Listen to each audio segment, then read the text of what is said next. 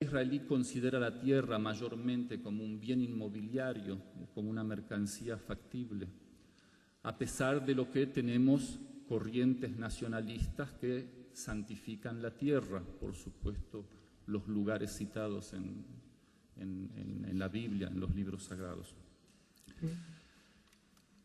La sociedad israelí cada vez más y más se basa en el principio de lo que Freud llamaba el principio del placer, la legitimidad al derecho a no meterse en situaciones que te hacen sufrir o escaparse de situaciones que hacen sufrir.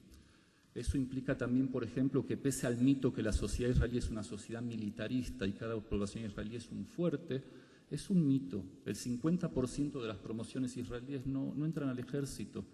Algunos porque el ejército ya no necesita tantos y rebota a los que tienen un nivel básico de educación, que es educación secundaria completa. Otros porque simplemente declaran tener fe religiosa o ser inaptos psiquiátricamente. Es decir, lo que en una época era un pecado, todos debían movilizarse al esfuerzo nacional, hoy en día está legitimizado.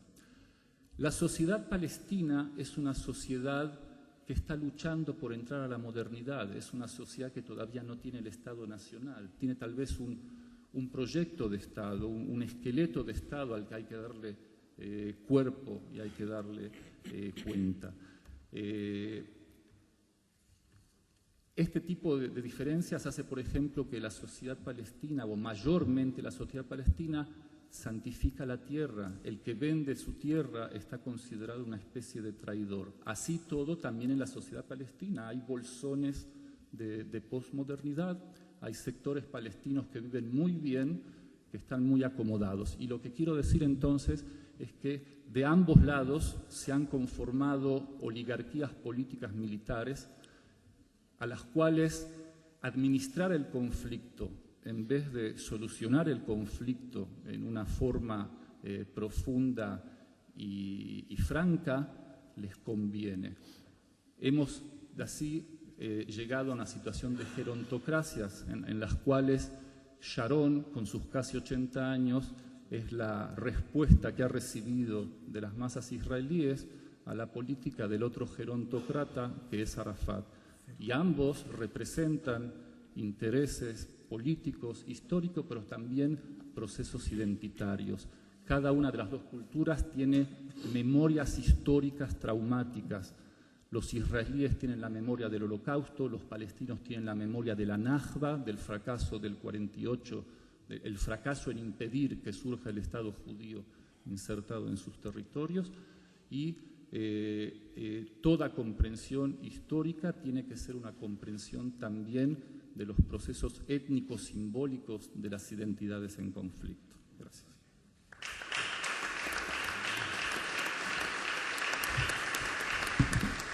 Gracias. 10 minutos exactamente y tanto que tienes que decir todavía. Paso la palabra a Jorge Segarra, que nos llega con 3 afiliaciones: la Pontificia Universidad Católica del Perú, the University of Virginia, and American University of Beirut. Muchas gracias. Esta presentación que voy a hacerles es una presentación originalmente concebida para la sección del 11 de septiembre, que lamentablemente tenía demasiadas presentaciones, entonces espero que la vean como una intersección entre las presentaciones en esa sección relativa al terrorismo y esta sección que se ubica más bien en un plano más genérico de las relaciones entre Oriente y Occidente. Y en ese sentido lo que voy a hacer tiene relevancia en cuanto explora de manera muy general la perspectiva que hay actualmente desde uno de los centros de poder en Occidente del mundo del Medio Oriente. La guerra contra el terror, como se le llama, se justifica abiertamente como una reacción de los Estados Unidos contra el terrorismo en defensa propia. Esta es una justificación que se da constantemente y que se sigue dando aún ahora. Sin embargo, cuando atendemos a la manera en que se está llevando a cabo este proceso, vemos que esta guerra está más bien motivada y estructurada, al menos en parte, importante por dos propósitos distintos. Uno obvio es efectivamente el combate contra Al-Qaeda para asegurar la seguridad de los ciudadanos de los Estados Unidos, para evitar que se repita lo que sucedió el 11 de septiembre del año 2001. El otro, sin embargo, es la política exterior de los Estados Unidos en el Medio Oriente y en particular en Palestina. Es decir, no podemos entender, creo yo, ahora es cada vez más claro, la guerra en Irak si no entendemos la política exterior de los Estados Unidos en el Medio Oriente, más allá de una preocupación inmediata por la seguridad de sus ciudadanos.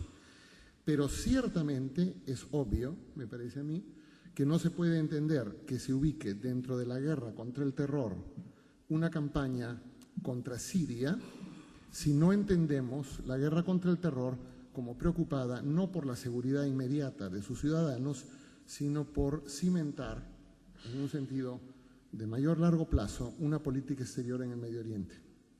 Esta política exterior en el Medio Oriente, en parte, consiste en un apoyo cada vez más carente de matices a la existencia del Estado israelí y a las políticas exteriores del Estado israelí. Y se ve acompañada de una falta de reconocimiento de la catástrofe palestina, algo que jamás reconoce como catástrofe el gobierno norteamericano, falta de reconocimiento de la limpieza étnica en Palestina. Este es un hecho que se puede verificar en conferencias de prensa donde se hace mención a ese hecho y el secretario de Defensa de los Estados Unidos lo considera relevante o falso. Ahora en un momento voy a hacer otra mención a cómo esto configura una perspectiva norteamericana sobre la región. El precio que vienen pagando por la política exterior de su gobierno en el Medio Oriente los ciudadanos de los Estados Unidos es ya considerable. Pero la mayoría de ellos no parecen estar al tanto de este hecho. El sentido común actual en los Estados Unidos adopta supuestos y prejuicios que ocultan los hechos y sin los cuales mucho de lo que se hace en nombre de la guerra contra el terror no solo no se puede justificar, sino que resulta incomprensible. Voy a ejemplificar brevemente a qué me refiero. Uno de los escándalos en este contexto de las últimas 2 décadas es la recepción dentro de los Estados Unidos de un libro infame, el libro From Time Immemorial, de una autora que es mejor olvidar. Este es un libro que pretende negar la existencia misma del pueblo palestino, aduciendo que se trata de un pueblo que migra a Palestina, motivado más bien por la presencia judía, que crea riqueza y que atrae una migración de la región hacia Palestina. Este libro, absolutamente infame y carente de cualquier sustento, recibe una recepción abrumadoramente positiva en los Estados Unidos. Positiva en reseñas, positiva en que a su autora se le invita a programas de televisión, se le sigue invitando ahora. Positiva incluso en el sentido en que actualmente en la discusión política en Estados Unidos, en las universidades, se cita este libro como fuente de hechos. Eso lo he visto yo el año pasado en la Universidad de Virginia. Cuando, a poco de salir la edición inglesa del libro, se publica una reseña de este libro, la edición en Inglaterra, por Albert Hourani, que termina diciendo: "This is an absolutely worthless and ludicrous book. The only mildly interesting question about it is why it has been so well received across the Atlantic." Este es un libro carente de absoluto valor y absurdo. Y la única pregunta mínimamente interesante respecto a él es por qué ha sido tan bien recibido en los Estados Unidos. A mí me parece que esa pregunta no es una pregunta mínimamente interesante. Me parece que es una pregunta de muchísimo interés. ¿Por qué puede ser que en una sociedad como la norteamericana, tan bien informada, donde hay tantas voces capaces de poner las cosas en su sitio, un libro así pueda todavía, en un contexto universitario, usarse como una fuente de información? Otro ejemplo reciente de esta ignorancia y perversión ideológica de la perspectiva norteamericana es esta noción que se ha mencionado varias veces en la conferencia, que dice que la guerra contra el terror es una guerra en defensa de la civilización y que lo que tenemos que